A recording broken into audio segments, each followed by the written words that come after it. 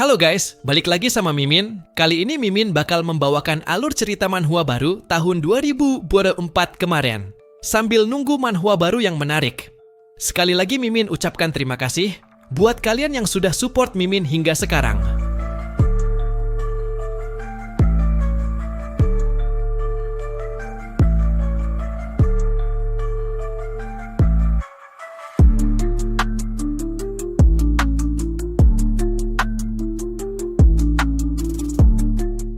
Oke, tanpa berlama-lama, mari kita mulai ceritanya. Panel cerita dimulai dengan teriakan orang-orang yang bersorak menginginkan kehidupan abadi. Di sana terlihat seorang pria berambut coklat muda dengan mata berwarna hijau terang. Pria ini terkejut saat mendengar teriakan itu dikumandangkan di mana-mana. Namun rupanya, pria ini di dalam hati tidak menyadari bahwa dirinya tiba-tiba telah pindah ke tempat yang berbeda. Dia di dalam hati bertanya, perihal di manakah keberadaannya saat ini. Diketahui, tempat yang asing ini, ternyata merupakan bangku audisi dari Mythological Arena. Pria atau MC kita ini, bernama Lu Changsheng, dengan julukan Transmigrator. Dia menjalani tahun ketiganya, sebagai mahasiswa arkeolog di kehidupan sebelumnya. Sesaat kemudian, tiba-tiba Changsheng dihampiri oleh pria lainnya, yang dimana pria ini, sepertinya merupakan teman atau kenalannya. Pria ini bernama Zhou Hao, teman masa kecil Lu Changsheng. Hao meminta Changsheng, untuk berhenti menghayal sesuatu yang tidak jelas. Dia menyuruh Changsheng untuk secepatnya mengambil barisan, karena hari ini adalah sekali dalam satu dekade, diadakannya Hari Divine Awakening. Changsheng yang baru memperbaiki kesadarannya, tentu saja masih bingung dan tidak tahu menahu tentang Hari Divine Awakening ini. Jadi, 100 tahun yang lalu, sesuatu yang disebut Mythological Arena telah turun ke kontinen. Setelah turunnya arena ini, para dewa dari berbagai negara pun tiba-tiba saja hidup kembali. Ketika manusia telah mencapai umur 16 tahun, mereka bisa menggunakan Divine Awakening Stone untuk mensummon atau memanggil seorang dewa. Dan mereka yang telah sukses mensummon dewa, akan mendapatkan Divine Power, sehingga dapat mempresentasikan negara mereka dalam pertarungan di atas Mythological Arena sebelumnya. Namun, jika manusia tersebut mensummon dewa dengan nama yang salah, maka hanya ada satu hasil akhirnya. Terlihat salah seorang yang mensummon satu dewa bermata tiga, malah salah menyebut namanya sebagai Dewa Erlang Sen.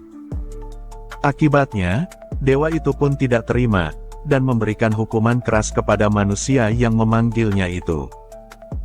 Dan tahukah kalian hukuman seperti apa itu?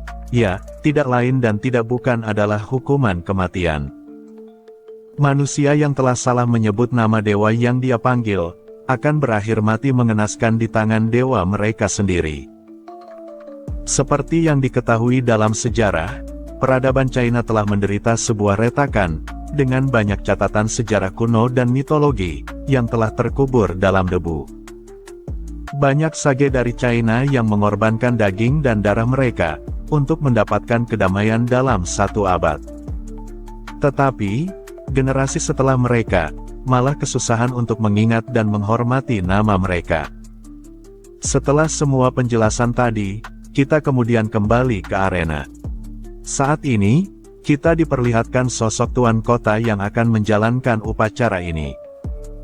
Dia kemudian berteriak dengan lantang, bahwa upacara Divine Awakening telah dimulai dan dibuka sekarang juga. Orang-orang yang berdiri di bangku penonton, nampak sangat bersemangat, setelah upacaranya resmi dibuka. Kembali ke Changsheng, dia saat ini menjelaskan ulang di dalam hati, bahwa jika seorang manusia mensummon dewa yang salah, maka manusia itu akan diubah menjadi debu.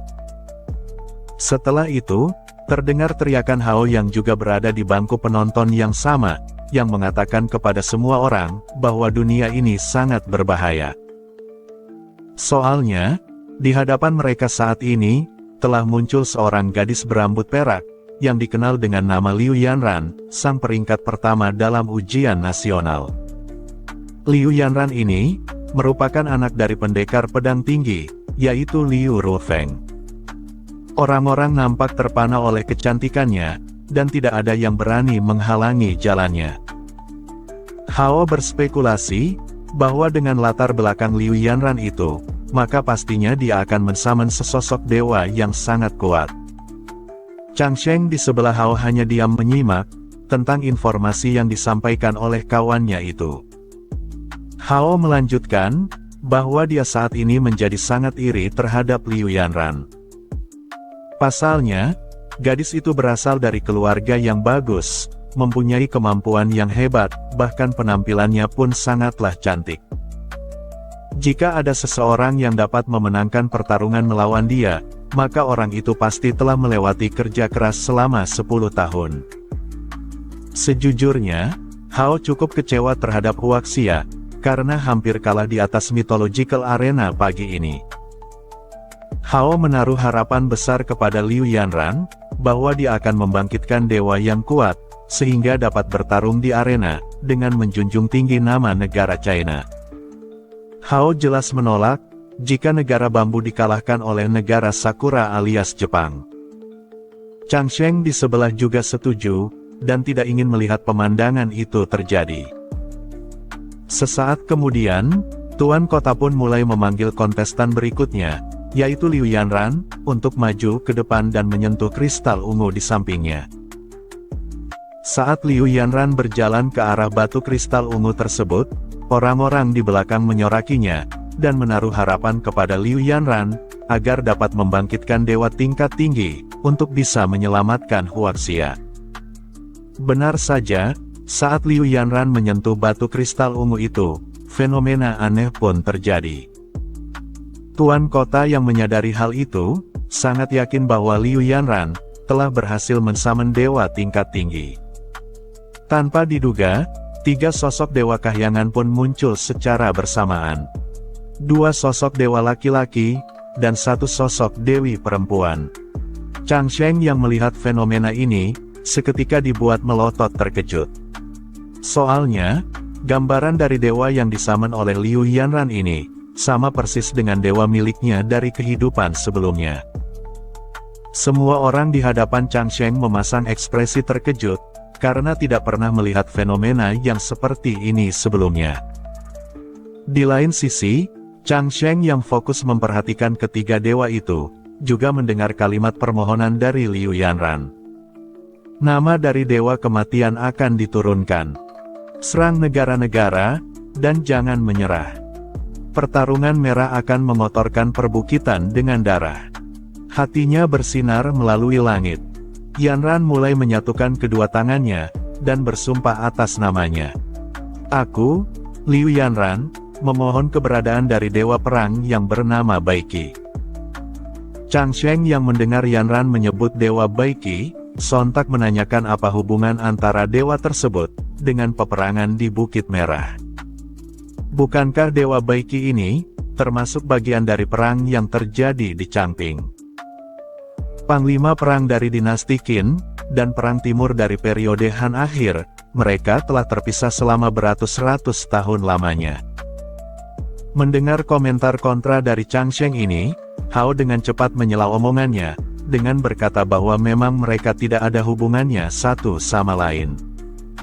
Hao dengan takut bertanya kepada Chang Sheng, perihal apakah dia sudah gila.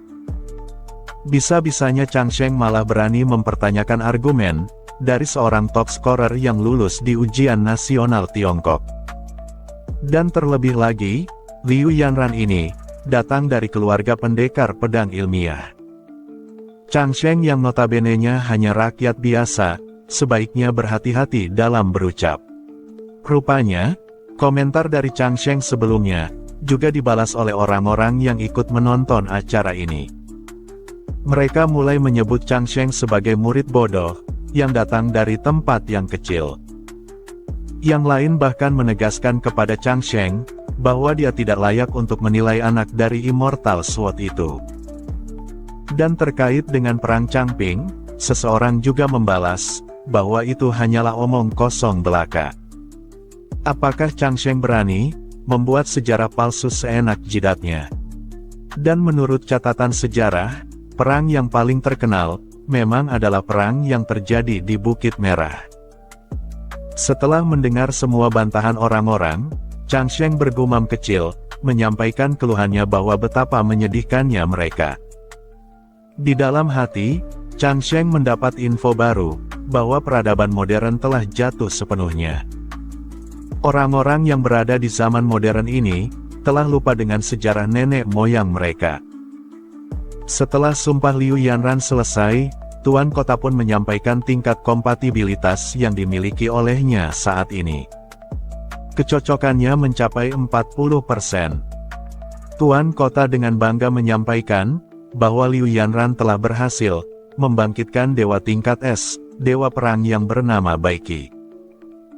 Orang-orang di belakang juga mulai bersorak gembira, sembari berkata, bahwa seperti yang diharapkan dari anak SWOT Immortal, dia berhasil membangkitkan dewa tingkat es. Dia memang seorang top scorer yang hebat. Orang-orang bahkan mulai mencemooh pria sebelumnya, yang berkata bahwa dewa Baiki berasal dari perang Changping, sebagai badut yang mencari perhatian.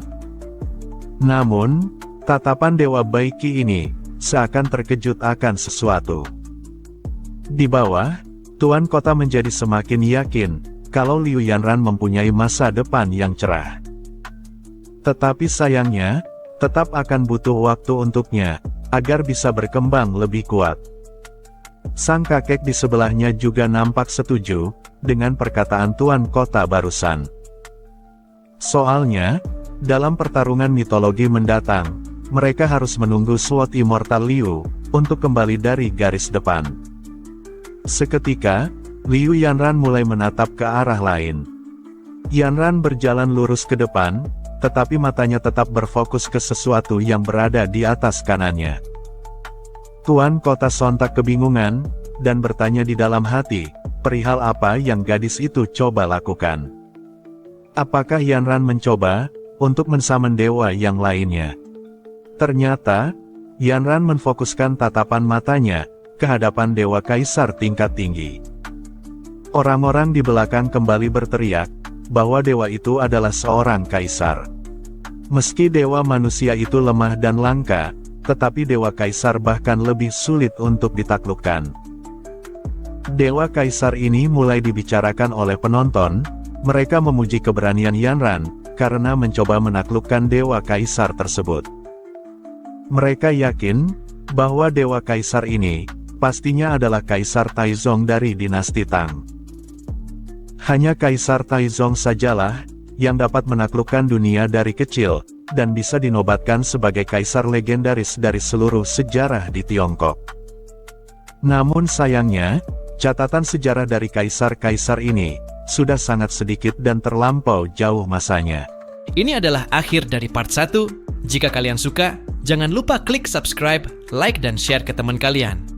Terima kasih sudah mampir. Sampai jumpa di video selanjutnya.